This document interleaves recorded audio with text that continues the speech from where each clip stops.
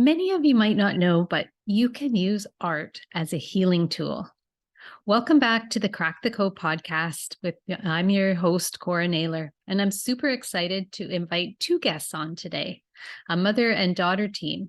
The first one is Claire Jones, who's a 60-year-old Black, invisibly disabled domestic violence survivor, cancer survivor, creative, Buddhist, a Mount Holyoke Francis Perkins Scholar, who is the co-founder of mother-daughter business Sista Creatives Rising and co-creator of Art and Mind, a virtual event showcasing underrepresented women and femme artists.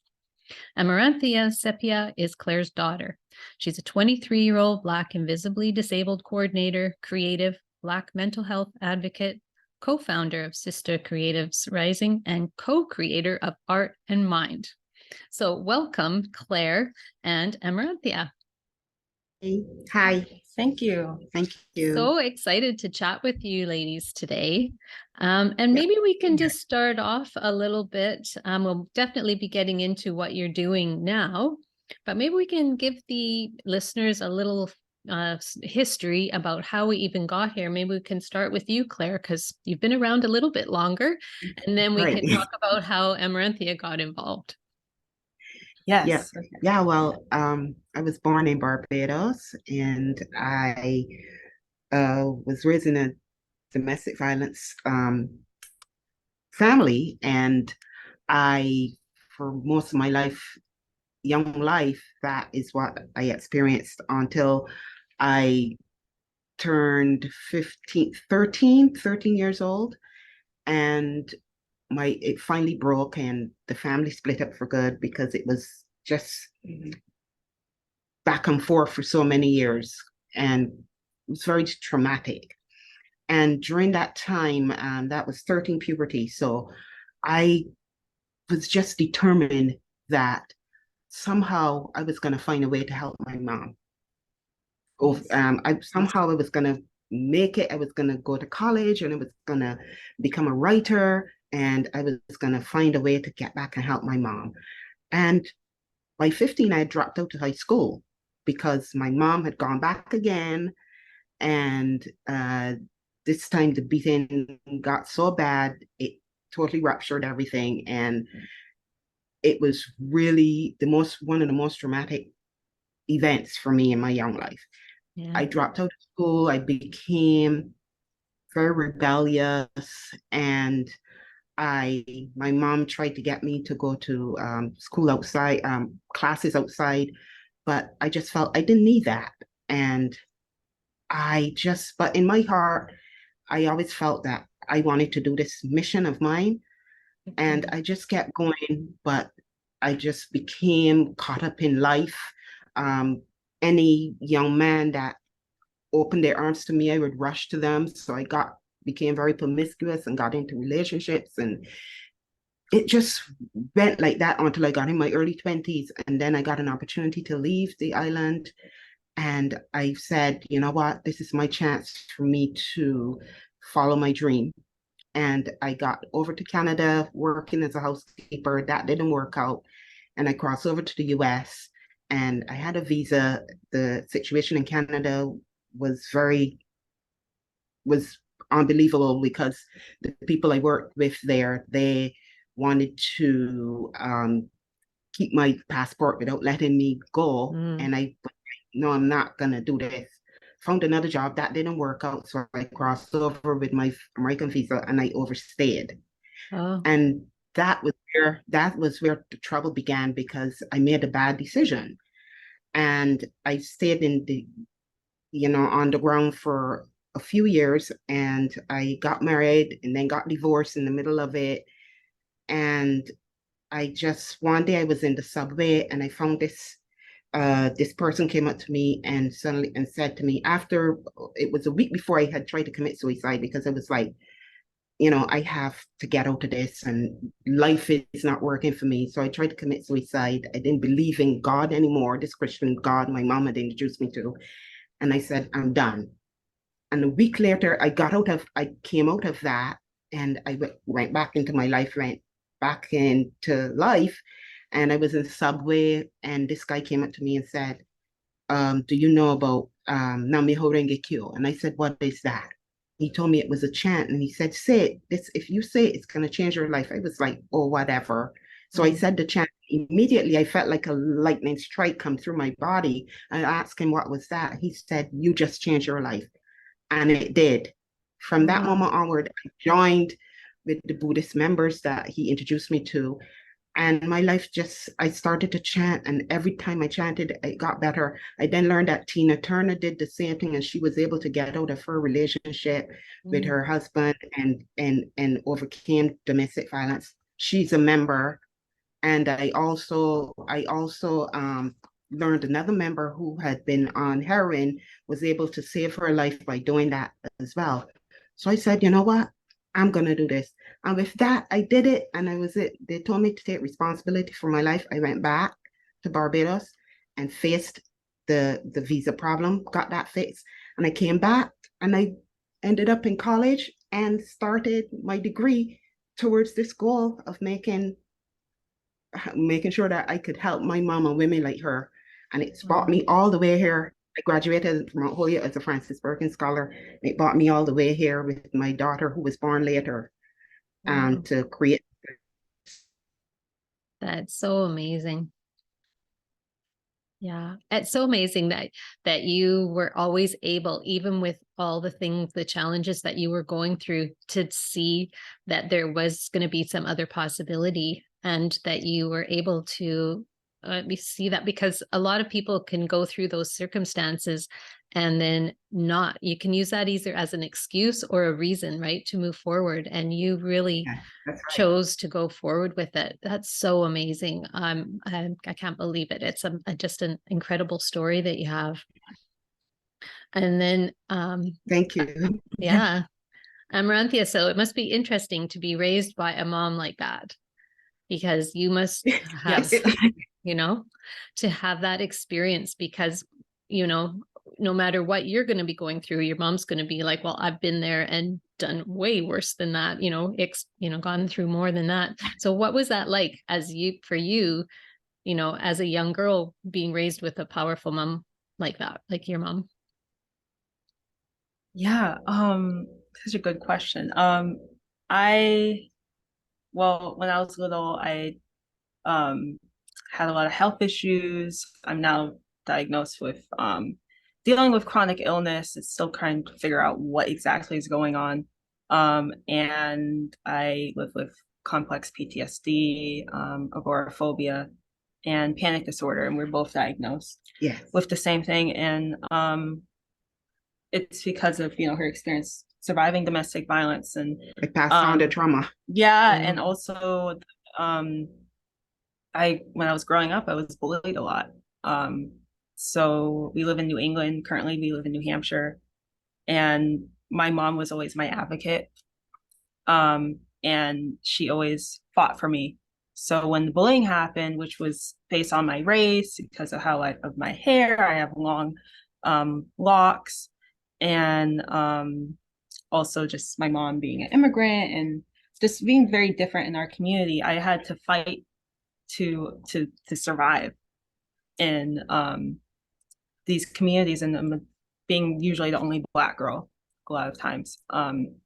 And so she always taught me to stand up for myself and self-advocate. And sometimes it was very difficult because I'm a very quiet kid. I was very shy. I didn't like giving eye contact. I didn't like talking to people.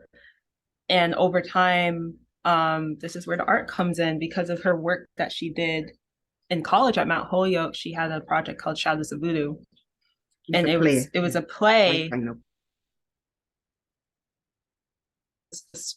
showcasing the issues of intergenerational trauma in Barbados, and domestic violence, and how that those behaviors were passed down from the trauma of slavery and the trauma of just being colonized and things like that. So she was able to get awards for this play, and she raised money for women who were survivors of domestic violence.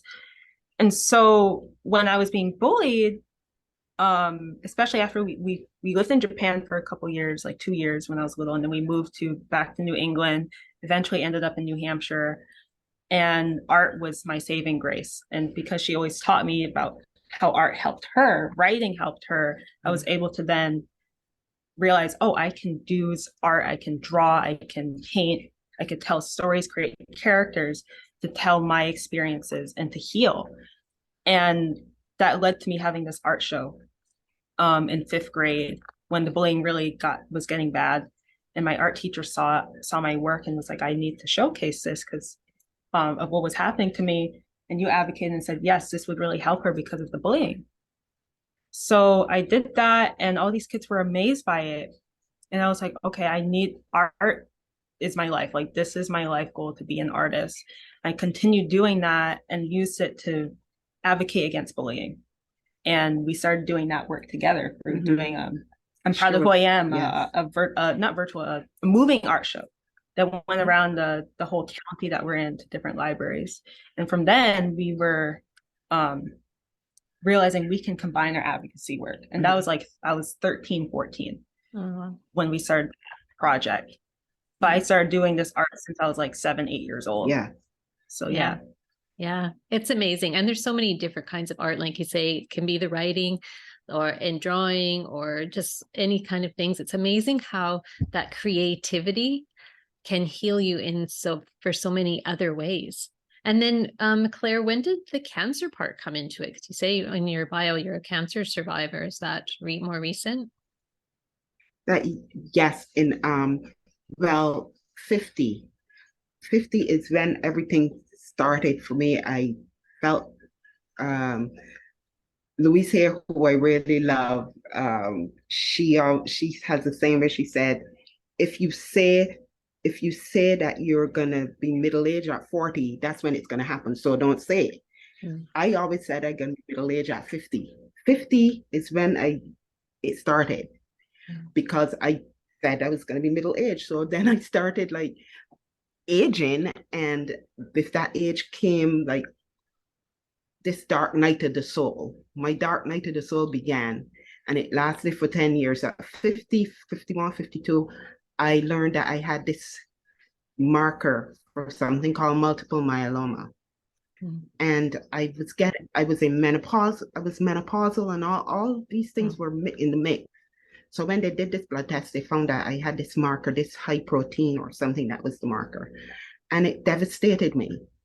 And from that time, I had to be going for tests all the time. I had to get a skeletal X-ray and all these different tests, and the numbers were high. And I just started losing weight, and just all these changes happening over the years. And I was also very burnt out, and all the trauma was accumulating, and the years I had spent taking care of her too, with what was happening with her, and I was just very overwhelmed. And they say that I met a healer who helped me get through a lot of these things, and he told me, like, if you have this opening in your being, you're burnt out, you've lost energy and stuff, there's opening that these things can come in, right? And around the end of last year, it was at the end of last year. Last year, the pandemic started, and a lot of stuff happened. My husband lost his job. Stopped being able to go to your appointments. I couldn't go to my cancer appointments to get it done. And our house, we had problems because he lost his job, and I had to do all this. The mortgage people, I had to go on this special plan for people who went in COVID and were about to lose their home. And had that whole year I spent dealing with a lot of stuff, and by the end of the year I was so exhausted. The end of 2021, I was so exhausted. We had done our first show the year before. The first Art in Mind. Exactly, the first Art in Mind business course. I had done all this stuff, and then 2021 hit, and I was just so tired. By the end of the year, 2022, by the end of 2022, I was just so exhausted, and I felt this tiredness coming on, and I was sleeping all the time, and I just kind of threw it off. And then it was like November 2021, not 2020. 2021, right? They all come together. Yeah. At the end of December 2021, I learned that my mom had passed and we were estranged. I had stopped talking to my family in Barbados. And that devastated me because I couldn't go to see her. I didn't have any money. And I was also very exhausted all the time. And then January of 20, we're in 23, 2022 came in. I still felt that tiredness. And all of a sudden, we thought it was menopausal. I did a test and my estrogen was through the roof. And the doctor told me, this is really strange. And then I couldn't eat any foods with histamine or citric acid. Everything has some citric acid in it. So I couldn't eat anything. And then I just, in the week of March 18th, I just started losing my mobility. And it just went in that week. And by the 24th, I had fallen down, and I between the 18th and 24th, I fell, and I just woke up one day, my leg couldn't move. I dragged myself across the floor, and then I ended up, my bladder just gave, and I ended up in the bathroom, and I pulled myself up on the toilet, and I sat there for from 4 to 7, and then I found I was like, this is not happening, this is not happening, this is not happening. And I was losing mobility the whole time. At 7 o'clock, I realized I got to tell Amaranthia. So I yelled for her. She came, and I said, I have to get to the hospital. And by the 25th, I got in the hospital. They told me I had this massive growth, emergency surgery. I could lose my mobility. 50% chance. And I had to go for emergency surgery. And it brought me all the way to doing that surgery. And I came out and I moved when they thought I wouldn't move, and immediately. And then they said, you're in the 1% chance of walking again. So we got to move. And they put me in rehab for 3 weeks. And that ended up, I was there for 3 weeks. And then I came home in April, and it brought me all the way here. And I got into remission in October. And now I'm walking again with cane assistance. Good for you. That was my year. Wow.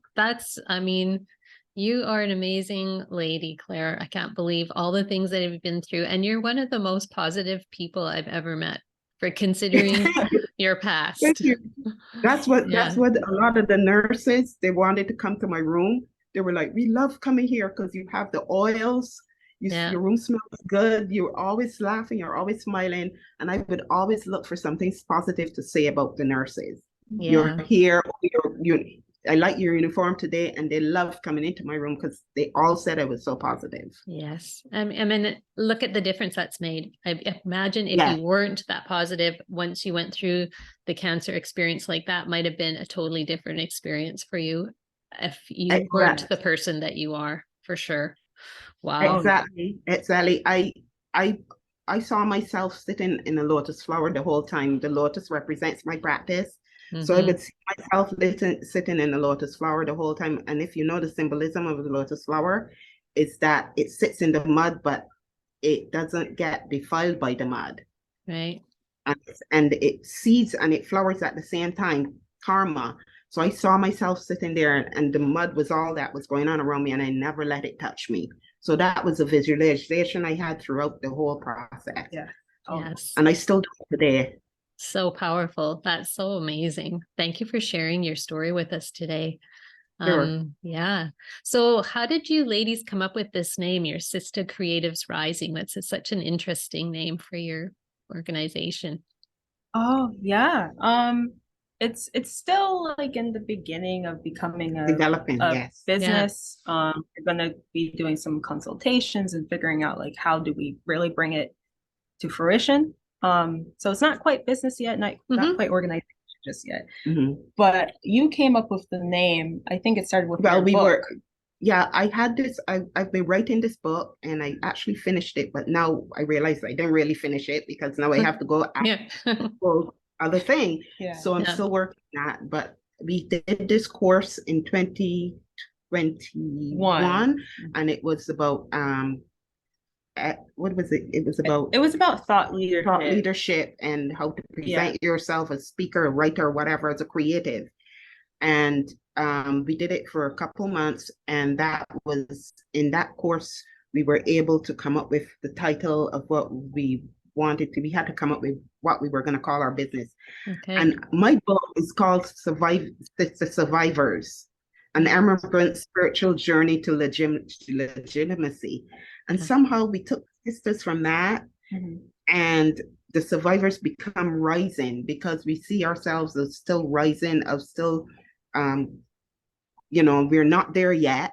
Yeah. It's like an ongoing process. Yes. And the women we want to help, we want them to see themselves as rising and ongoing as well. So that is how it came up through that course. Yeah. And we just decided this was the name. That's awesome. Yeah. We're creative. Yeah. And I love that, because I know even with myself, like, we're constantly evolving and moving. There's no, you're not just set in one spot. It's a continual movement. So where do you guys see your business growing? What types of things are you going to be doing?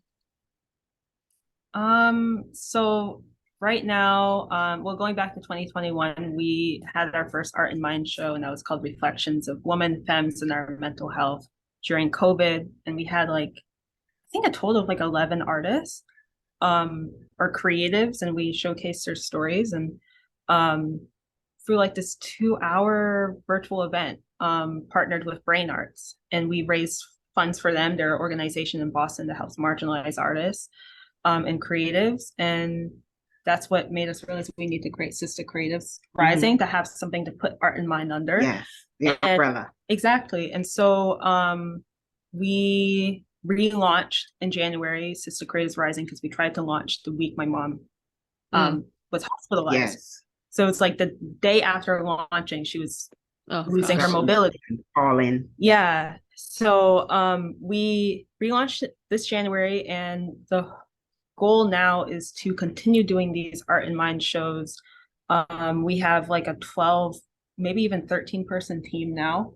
But it's about a dozen people pulling together the next Art and Mind. Yes. And our goal is to make sure artists are paid and our team is paid. Yeah. So Brain Arts is a sponsor and partner with us, along with another organization called Dancing Queerly Boston. And we're still looking for more sponsors, but those are our main ones. And we're fundraising for Brain Arts again. And Brain Arts is helping us with funds to be able to pay 5 artists about $200 each. Yes. And so when we do our open call, and this year it's going to be called I Know Who I Am, it will be celebrating Black women and femmes who have gone through crises like my mom and what I have gone through, and telling their stories and showing that despite these crises, they're healing, and they're using art to tell their stories, to heal spiritually, emotionally, even physically.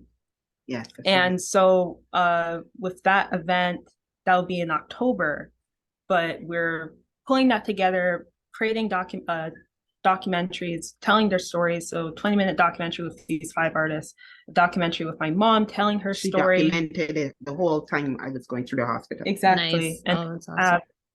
and then we have a short film that we're putting together with poetry and a dancer. And that's also being sponsored by Dancing Queerly, who's gonna. Yeah, Dancing Queerly is helping with that, and we have a composer that's going to be pulling everything together. She's from Australia. Yeah, we have a totally international team, people from all over Australia.